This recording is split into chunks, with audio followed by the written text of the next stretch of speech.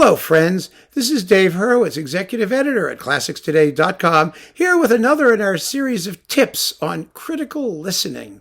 Talks about different elements of music that are sort of unique to music and that people don't ordinarily think of, but I think is probably helpful as a guide to what you might notice in your peregrinations through the universe of classical music or music in general.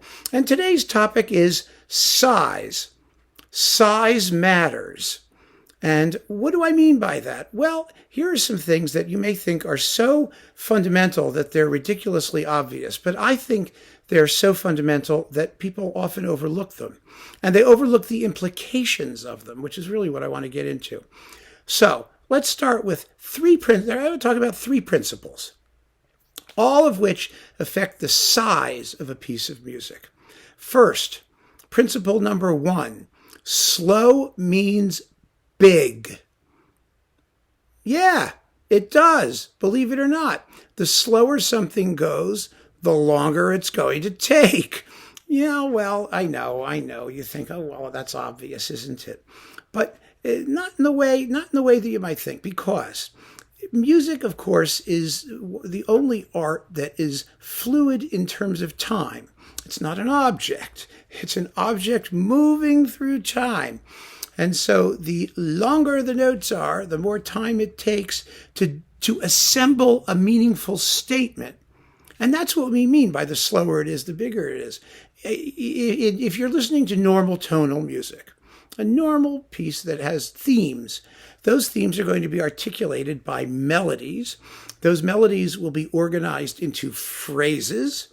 And the longer those notes are and the longer they take to play, the longer a time it's going to take to assemble a melody that is going to make coherent sense to you.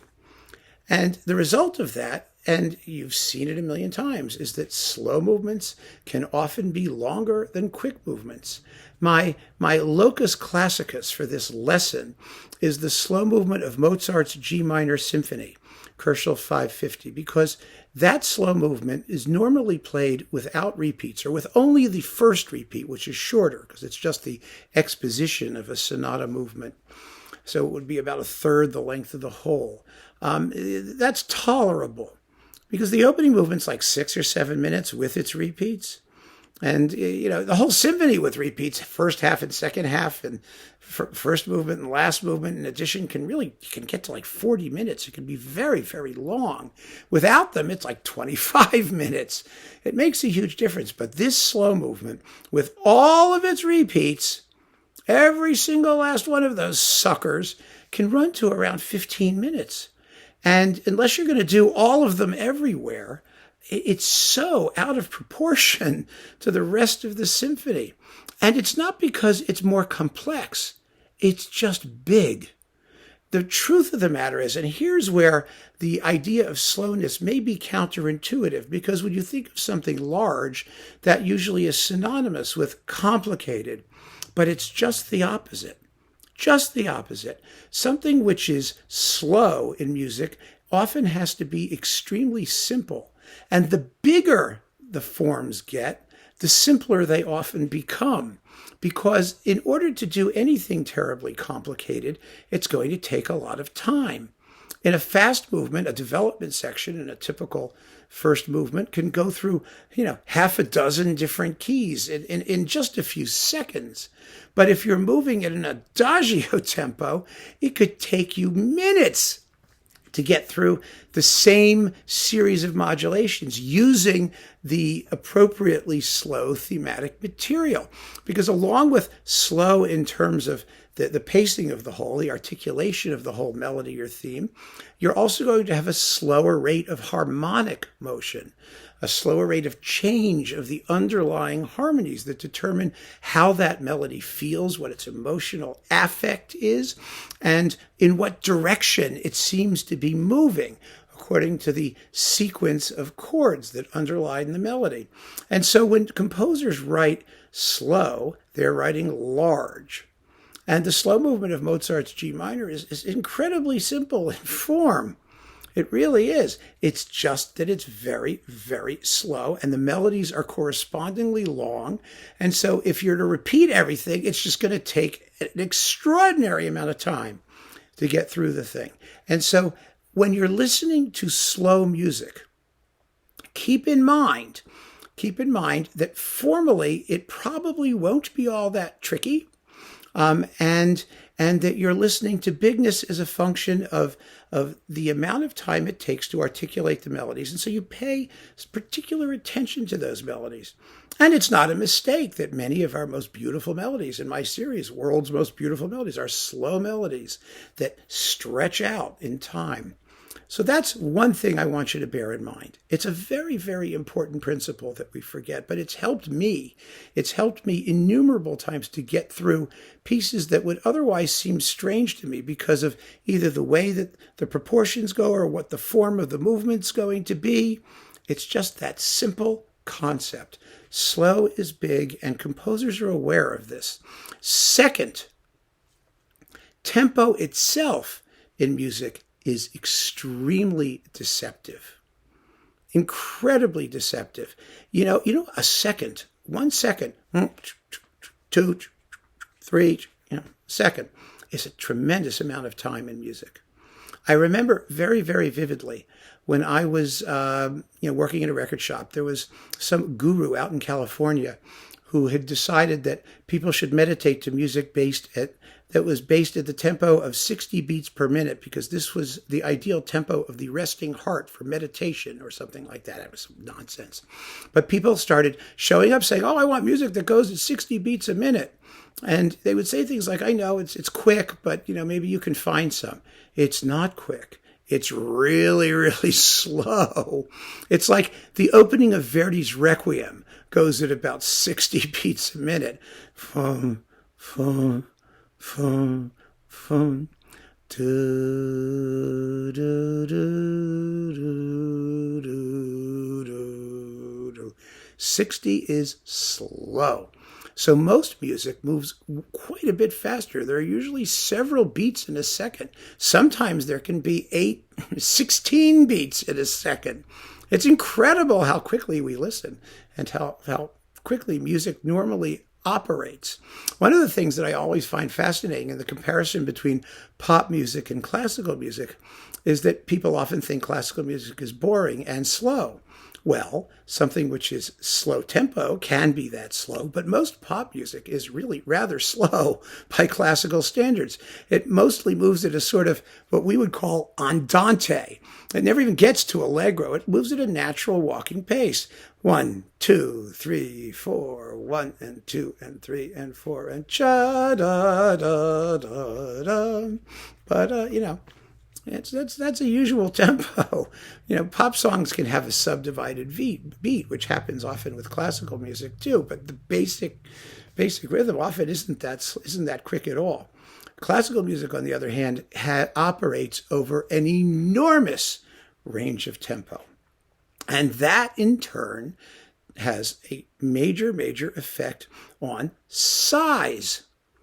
If you have an allegro, for example, a quick movement that's long, let's say 10 minutes long as opposed to just like 2 or 3, then you know that there's going to be a hell of a lot going on in it because it has the time. It has the space to do it at that tempo. You've got lots and lots and lots of notes. And when you hear the Haydn symphonies, for example, on the Haydn Symphony Crusade, some of these finales and some of his first movements, they are just dazzling, absolutely dazzling. They just whiz by. But what's happening is so much incident in such a small space, because that's what a quick tempo allows you to do. It allows you to build compact, but at the same time, complex and sophisticated things. So the tempo has a tremendous effect on size. And there are two different kinds of size now, right? There's size of duration, but there's also size in terms of complexity, how much stuff you get in the package.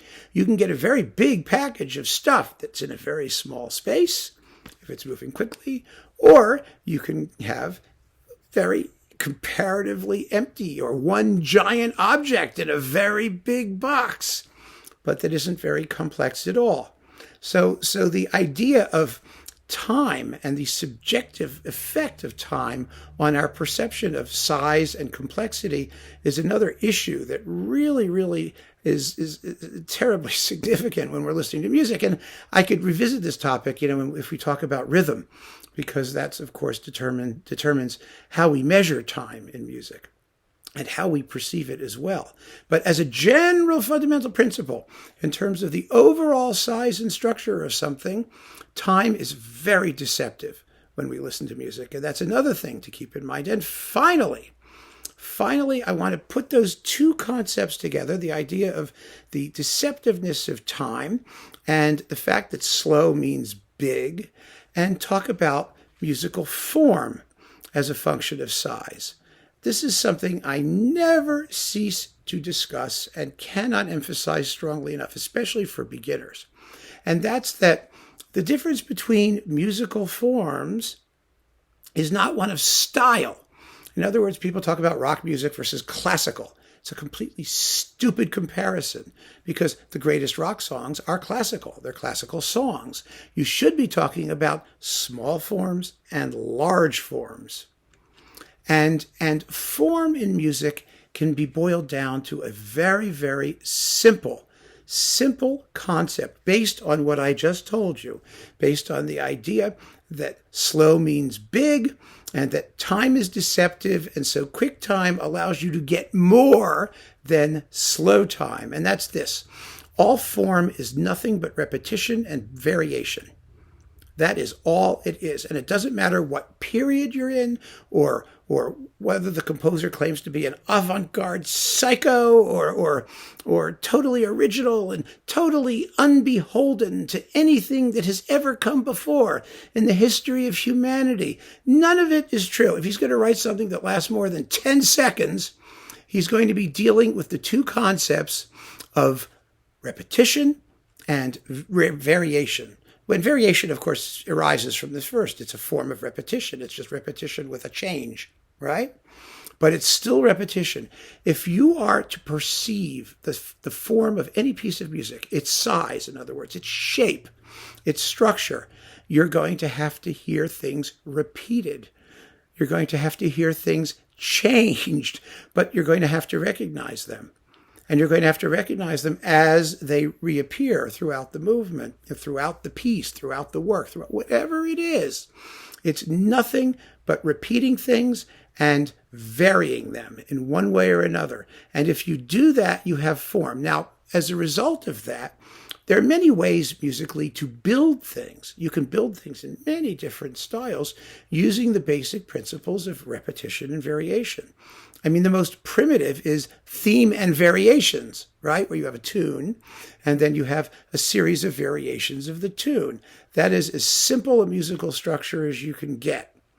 And if you want to build something larger than one which is simply literal repetition, like most songs, where you have a verse and a refrain, then a verse, then a refrain, then a verse, then a refrain, it's just repetition, maybe with the words different. The variation comes in the text, not in the actual music. But if you're going to do something with the actual music, then a theme and variations is your starting point, right? Then you can have something like, what we call sonata form, where you basically have two groups of themes, and those are going to get varied and repeated in certain specific ways based on where they are, what key they occupied, what the tonality is, and how you get from one musical location to another. But again, the principle is simple repetition and variation, and to round the piece off, to make it feel satisfying, to know that you're dealing with a form of music, a structure. The original tunes all come back at the end just to give you that wonderful feeling of satisfaction, of arrival at home, of stability, of purpose, of meaningfulness. All of those things arise out of the simple concept of repeating something and varying something. So when you're listening to a piece of music, and it may be unfamiliar to you, and you may be worrying about what the form is or sort of trying to puzzle it out, you just open your mind and remember, as much as you possibly can remember of what you hear initially and why things get repeated and where they get repeated. And then, once you know it well, you can start making real-time comparisons between, well, it sounded like this back then and it sounds like this now. And here's the difference between the two. And that difference may mean something.